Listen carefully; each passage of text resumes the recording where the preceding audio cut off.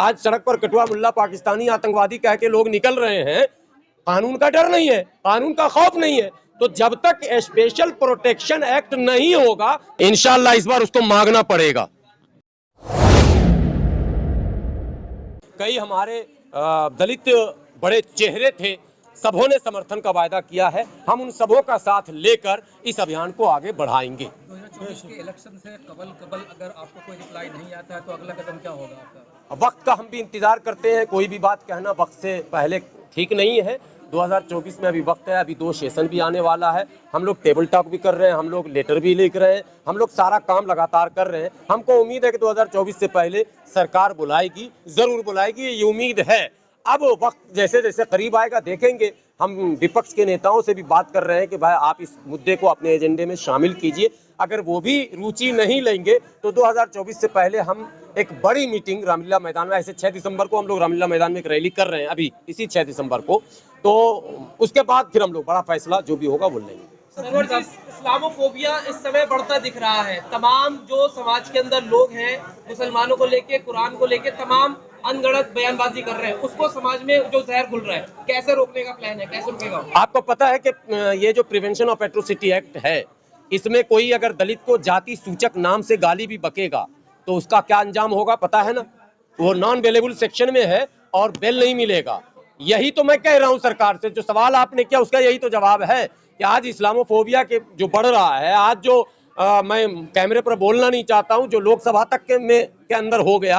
आज सड़क पर कठुआ मुल्ला पाकिस्तानी आतंकवादी कह के लोग निकल रहे हैं। कानून का डर नहीं है, कानून का खौफ नहीं है, तो जब तक स्पेशल प्रोटेक्शन एक्ट नहीं होगा तो खौफ ही नहीं होगा। खौफ होना जरूरी है उनके अंदर, तब जाकर ये कम्युनल पॉलिटिक्स रुकेगा। कम्युनल वायलेंस पहले रोका जाए तब कम्युनल पॉलिटिक्स रुकेगा। अगर वायलेंस बढ़ेगा तो कम्युनल पॉलिटिक्स बढ़ेगा। लोग अपनी अपनी रोटी से कहेंगे मरेंगे हम गरीब, तो हम गरीब जो है वो वोट डालते हैं, मरने के लिए तो नहीं डालते, जिंदा रहने के लिए डालते हैं। इसलिए हम सरकार से कह रहे हैं कि हमको प्रोटेक्शन एक्ट में शामिल कीजिए। जनता बड़ी मासूम होती है, बिलखुसूस मुस्लिम की बात करें तो जो भी उसके साथ हमदर्दी की बातें करती है कौम उसके साथ हो जाती है, इसका कोई शायद नहीं है। क्या लगता है आपको? ये बदकिस्मती हमारी है, हम भी उस समाज के पार्ट हैं, लेकिन जो ट्रेडिशनल लीडरशिप है मैं उनको भी आगाह करता हूँ कि कहीं ऐसा ना हो कि आपके आने वाली नस्लें खुद आपको कोसें, आपके कारनामे पर लानत भेजें। ऐसा मत कीजिए अल्लाह के वास्ते। हम उन तमाम जो रवायती सियासत और रवायती लीडरशिप जो हमारे यहाँ है, जो थोपा गया हमारे ऊपर, हमने माना भी है उनको, हमने सबको माना, इमाम बुखारी साहब से लेकर और जमीयत जमात सबको माना। इन रवायती लीडरशिप के रहनुमाओं से मैं कहूँगा कि अल्लाह के वास्ते आप भी इश्यूज़ को फ्रेम में लाएं और इश्यूज़ पर बात करें।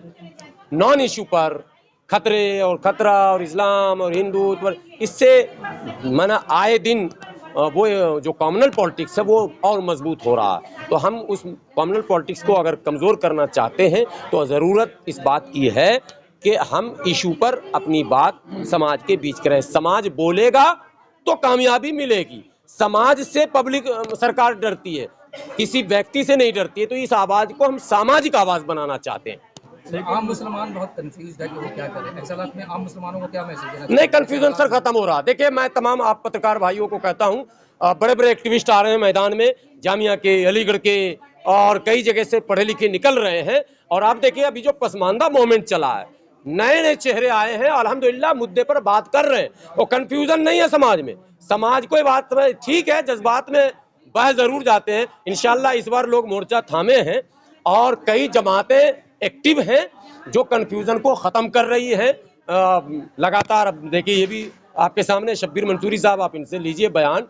लगातार अभी रायबरेली, महाराजगंज, लखनऊ, पूरा पश्चिम होते हुए हापुड़ होते हुए आए हैं। मुस्तकिल प्रोग्राम चला है। सोशल मीडिया पर मैं इनसे कनेक्ट रहता हूँ, बात भी होती रहती है।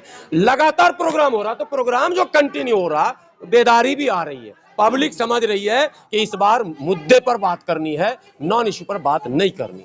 लेकिन आपसे सवाल ये है कि मुसलमान तो खुद कई जगह बटे हुए हैं, सो कॉल्ड जो सेकुलर पार्टी है वो आपका वोट नहीं मांगती है, बल्कि आप खुद से वोट देने के लिए जाते हैं। इंशाअल्लाह इस बार उसको मांगना पड़ेगा, मांगना पड़ेगा।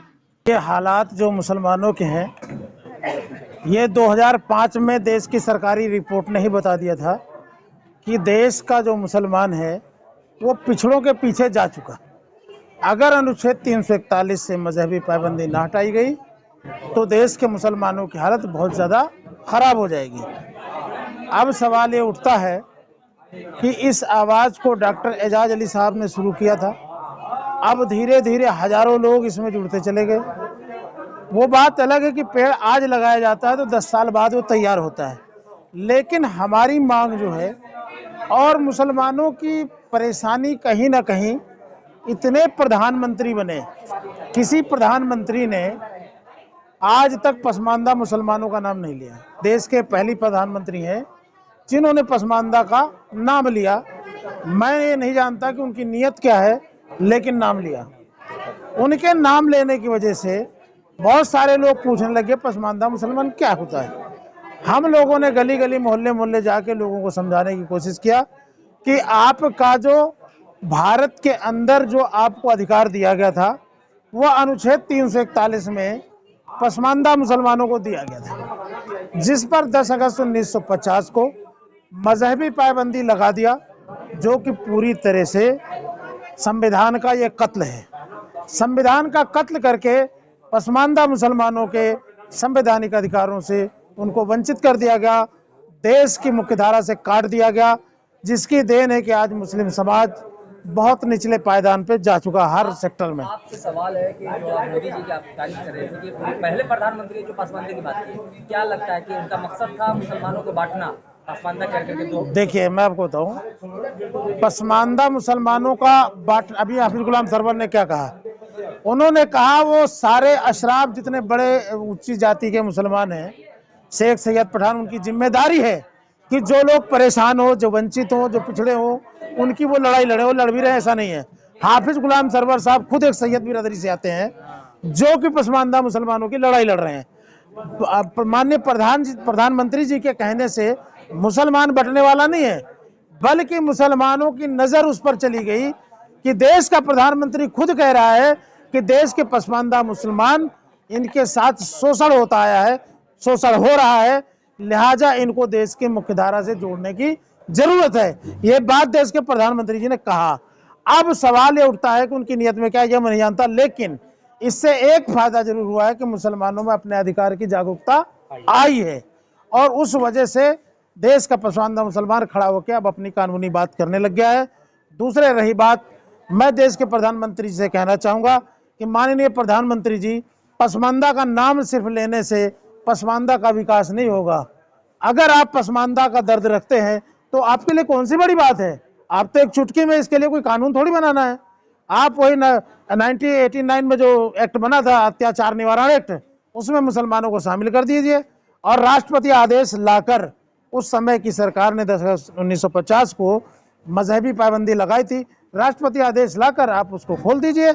जिस तरह 1956 में आपने सिख मजहब के लिए खोला, 90 में आपने बौद्ध धर्म के लिए खोला, ठीक उसी तरह देश के पसमानदा मुसलमानों के लिए खोल दीजिए। क्योंकि अगर ये मुसलमान तबाह बर्बाद हुआ तो याद रखो, बड़ी बड़ी गाड़ियों से आप ही चलते हैं, पंचर हम ही बनाते हैं।